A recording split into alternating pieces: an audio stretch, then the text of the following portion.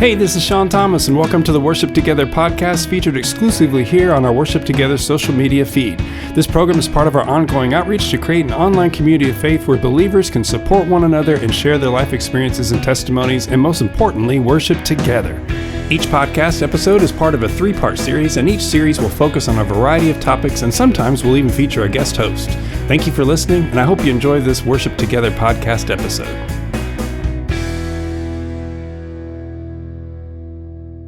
Hey everybody, here we go for episode number 3 of this 3-part podcast series on health and fitness called Healthy Temple. And my name is Shawn Thomas. We started this series with the first episode, which was no right way, but lots of wrong ways. And that was about exercise and working out. And then last week, the focus was on nutrition with no such thing as bad food. And this week, I'm going to follow up with that with the question, so what about caffeine and alcohol? Aren't they bad for you?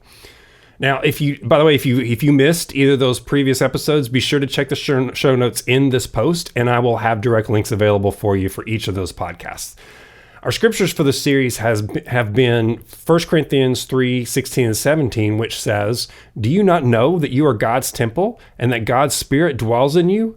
If anyone destroys God's temple, God will destroy him. For God's temple is holy, and you are that temple." And also 1 Corinthians chapter 9, verse 27, in which Paul says, But I discipline my body and keep it under control, lest after preaching to others, I myself should be disqualified. And once again, before we get going, I do need to do my little disclaimer and remind you that I am not a physician or a medical nutritional expert. Everything I share is my opinion here, and you should always seek the advice and counsel of your doctor when making decisions about your personal health.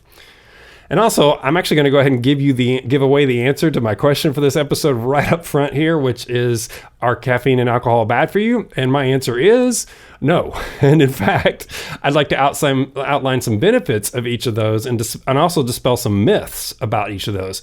But however, just as I mentioned last week, I want to be really clear. I am not suggesting that anyone ignore actual medical prohibitions on caffeine or alcohol that are specific to a specific person's medical condition or predisposition or challenges with addiction.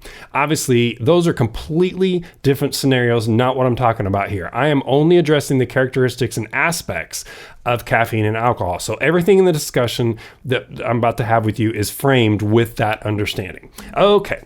So let's get started with caffeine. There are 2 distinctions that I want to make before we get too far. One is that while it is true that caffeine is a stimulant, it's in the alkaloid family is what they call it.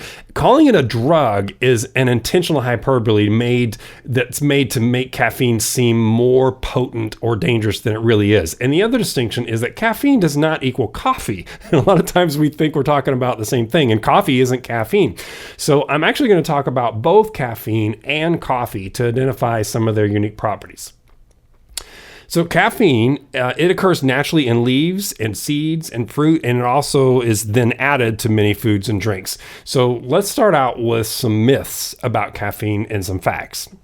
So myth, caffeine's effects are addictive, okay? It's a fact. People often say that they are quote unquote addicted to caffeine in much the same way that they say they're addicted to shopping or working or television.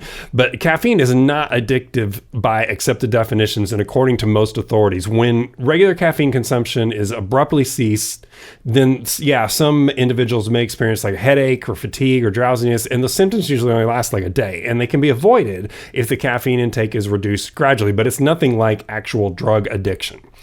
All right, another myth. Caffeine increases the risk of heart disease. Well, the fact is, large-scale studies have shown that caffeine consumption does not increase the risk of cardiovascular disease and does not raise cholesterol levels or cause irregular heartbeat. Another myth, caffeine causes diseases like cancer or osteoporosis and can affect pregnancy. Well, fact is, consuming caffeine is just like some of the things we've already talked about last week with food. Too much of anything is going to be bad for you, and it can probably cause cancer in a rat, but we're not talking about crazy amounts or doses of caffeine here. In fact, most recommendations, which vary quite a bit, but most of them say that 3 to 4 cups of coffee each day is considered moderate intake. So again, we're talking about discipline and control from the scripture that we just read from Paul here. And if 3 or 4 cups of coffee is considered moderate, the control is not going to be as difficult as a lot of people like to make it seem like it's going to be. Here's a quote from one of the articles that I've included in my show notes. Quote, "The bottom line, after decades of research, the scientific community has not documented any firm association between moderate caffeine consumption and any health risk. Using common sense and moderation, the average person can continue to enjoy tea, coffee, and caffeine-containing drinks." End quote. All right, so how about some benefits of caffeine, since we've already dispelled these myths? And actually, it is quite a big list of benefits that is associated with caffeine. And without going into great detail on each one, benefits include things like weight loss, alertness, physical performance, better brain function and memory. It promotes healthy liver and colon. It prevents kidney stones and stroke prevention as well, and prevention of diseases such as various cancers, diabetes, Alzheimer's, Parkinson's disease. I mean, if you want to categorize caffeine as a drug, it's starting to sound a lot like a wonder drug to me. But wait, there's even more of this. You could live longer. Your body may process glucose or sugar better. You're less likely to develop heart failure. Your DNA strands will be stronger. And caffeine is linked to lower risk of depression. I also mentioned earlier that coffee obviously has caffeine, but it's not the same as caffeine. And in fact, coffee has some attributes of its own, like it's loaded with several powerful antioxidants. In fact, coffee is the number 1 source of antioxidants in the human diet, even over wine and tea. Interestingly, though, decaf coffee can reduce acid reflux, and drinking more than 2 cups a day may also help reduce the risk of developing rectal cancer. So I mentioned too much of anything, right? That's a bad thing. So it's good to go ahead and point out what extremely excessive consumption of caffeine can lead to, or for lack of a better word, the so-called quote unquote risks. But I want to note again that in studies conducted, they still use words like potentially harmful and not conclusive. All right, so things like depression, fertility challenges, gout, incontinence, headaches, insomnia, and additional overuse and extreme intake risks to women include problems with menopause, pregnancy, and breastfeeding. But again, this is overuse and extreme intake risks. Okay, so now we did caffeine, let's talk about alcohol. All right, let's take a look. First off, although alcohol does contain caloric value, I don't know if you knew that, it actually has calories in alcohol, it is not an essential nutrient, and it is considered a drug, in fact, with addictive characteristics. So as I mentioned, and as I'm talking about the benefits of alcohol, it's all within the context of that I am not suggesting that anyone ignore actual medical prohibitions that are specific to a person's medical condition or predisposition or challenges with addiction. Okay, now a very interesting and unique characteristic about alcohol is that once alcohol is in your system, your body makes metabolizing that alcohol a priority. And that means it will stop metabolizing anything else in order to take care of the alcohol first. Isn't that crazy? So this happens because unlike protein, carbohydrates, and fat, there is nowhere for alcohol to be stored in our body. It's got to be used right away. Whereas with protein and carbohydrates and fats, what we don't use immediately can be stored in our body. But alcohol, that's not the case. So your body wants to use it right away. Once alcohol enters your stomach, it can be absorbed there and go directly into your bloodstream. And within minutes, alcohol will reach your brain and give the feeling of being a stimulant. No other food or beverage in your diet is able to do this. Now, as I mentioned, alcohol is not considered a nutrient, even though it has caloric value. But just for comparison, I kind of want to show you. So for the macronutrients that we've already talked about, proteins and carbohydrates and fats, both proteins and carbohydrates have 4 kilocalories per gram. Fat has 7 kilocalories per gram, but alcohol has 9 kilocalories per gram. So it's got it's a much larger caloric value to alcohol than the other macronutrients. All of this is why alcohol is a great example of, too much of anything is bad. And for alcohol, some of the negative effects of overconsumption, in addition to addiction, are slurred speech, motor impairment, confusion, memory problems, concentration problems, breathing problems, and long-term problems that can occur with your liver, heart, and weight, similar to some of the negative effects that you would have from overeating over the long term. But all of these negatives have to do with abuse and overconsumption. And that doesn't mean that alcohol is all bad. Of course not. So here's some benefits to consider about alcohol.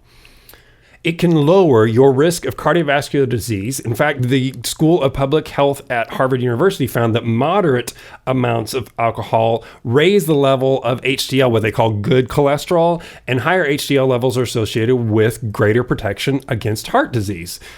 It can lengthen your life. Drinking occasionally could add a few years to your life. A study reported that drinking less than 4 or 2 drinks per day for men, 4 drinks, and women 2 drinks, respectively, could reduce the risk of death by 18%. And it can help prevent diseases and health complications such as the common cold, dementia, stroke, heart disease, gallstones, kidney stones, and diabetes. Interestingly, although a risk of overconsumption is diabetes with alcohol, moderate intake actually balances blood sugar and it makes you less likely to develop diabetes. So that's the part again in Paul's scripture about discipline and control. And where does that leave us with alcohol? Well, first of all, it's not essential. So the tiger analogy that I used in the last episode with food can work here. If you want to, you can lock that tiger in the cage and never, ever let him out. However, if you choose to consume alcohol and adhere to the concept of discipline and control that Paul spoke about in 1 Corinthians, then it turns out alcohol can offer some benefits to your overall health.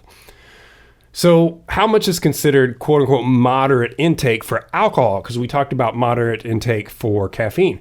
Obviously, weight and age, as well as other health considerations, factor in. But in general, for healthy men up to the age of 60, no more than 4 drinks in a day and no more than 14 drinks in a week. And for healthy women and healthy men that are over 60, no more than 3 drinks in a day and no more than 7 drinks in a week. Now, depending on exactly what you're drinking, keep in mind that one serving from what they're talking about in those guidelines could equal what's considered to be 2 or more standard drinks. Depending on what you're actually drinking, it might be what you just drank. You only had 1 drink, but it might equal 2 or 3 standard drinks. So be sure to read the fine print. Again, I'll include some links to the material that I've used in this episode for your reference there. So, there you have it. These are myths and facts and benefits and risks, and all in a nutshell to answer the question, are caffeine and alcohol bad for you? And the answer is going to be no, not universally. And really, that's been the constant theme throughout this podcast series on health and fitness, whether it's working out or exercise, whether it's nutrition and diet. Everybody's different. We all react differently to different programs and diets and substances, and they all have different results accordingly, which means no universal right way, but definitely some ways that aren't so good. Paul says God's Spirit dwells within you. So consider that as you care for your temple on a daily basis. God's temple is holy, it says, and you are that temple. So that wraps up this Worship Together podcast series. Listen, it's been fun. I've kind of enjoyed getting to share a little bit about another one of my passions is being health and fitness, and I hope it's something that you've enjoyed as well and maybe even benefited from. We'll take a few weeks off and between now and our next series. So be on the lookout for the return of the Worship Together podcast. And in the meantime, I look forward to seeing you and interacting with you through our other programs and feeds as we continue to worship together. God bless. Thanks so much for tuning into the Worship Together podcast. Be sure to check out our show notes in the comments below this post for additional information about today's episode. If you enjoyed the podcast, help us out by spreading the word about our Worship Together feed and invite your friends and church family to join us at worship-together.com.